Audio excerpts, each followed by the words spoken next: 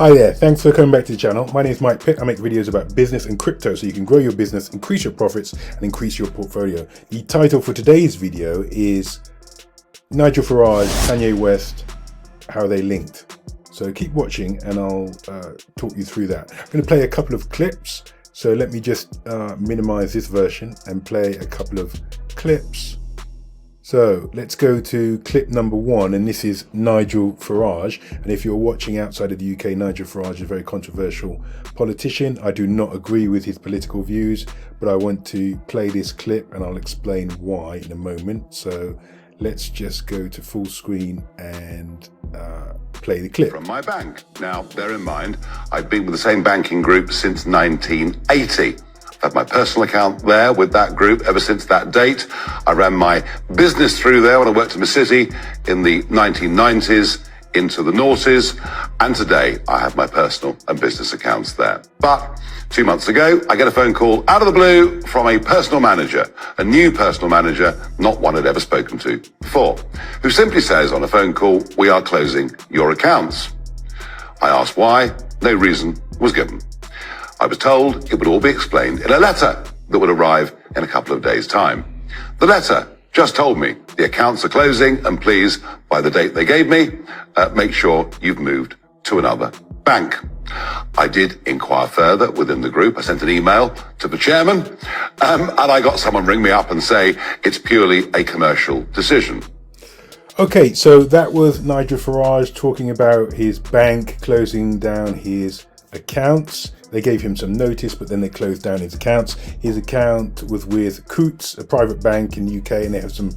And he says that they closed his account really because he's a PEP, and that's a politically exposed person. So because of his controversial views and some of the political statements he's made, he believes he's being persecuted, and that's why his account was closed.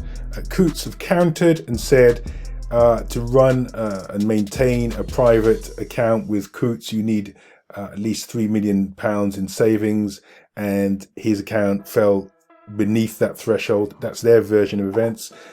So they say that that's why they've closed his account. He has been offered another account at a regular high street branch of NatWest, which is what most people will be using. The high street banks are obviously more popular in terms of the number of people using them than Coutts, the private bank account. So that's the first clip, and it's important that he did not have control over his bank account. He's in relative terms, he's a rich individual and did not have control over his own bank account in the UK. Let's go to the second clip now. I went from being a multi-billionaire to not being able to use my Apple Pay. 4 nights ago, I couldn't use my Apple Pay because somehow Adidas was able to legally go in and freeze my money. And when I see this, I think, well, if this could happen to me, this could happen to other Americans. And for what? So that was the second clip. That was from Kanye West, and that was from a few months ago. Kanye West, also a controversial individual because of some of the statements that he's made. And this was in the fallout and the breakdown of the relationship and the agreement with Adidas, the sportswear brand. So Kanye West made some statements. I'm not going to read those statements. Kanye West made some statements, and then Adidas decided to end their working relationship with him. And in the fallout from this, they froze one of his accounts where he had $75 million. So once again, similar to Nigel Farage, there was a situation where a very rich individual, part of the 1%, who has millions of dollars, was unable to have control over their own bank account. So what's the commonality between the two? They both have highlighted how individuals cannot trust in 100% terms the traditional banking system. I've been saying this on this channel for a number of years and through lots of videos. If you're a subscriber of this, you'll know that this is my perspective, that you do not have control over your bank accounts because they can be changed and restricted and frozen for a whole number of reasons. And in the case of both of these, you could say perhaps it's something it's politically motivated. You could make a case for that, although there are other reasons, but contractual dispute, perhaps in the case of Kanye West. And obviously Nigel Farage is very keen to say that it's politically motivated rather than him not having enough funds. Whatever the original motivation behind freezing, controlling, restricting, closing these accounts, it's very clear that these individuals did not have control over their accounts.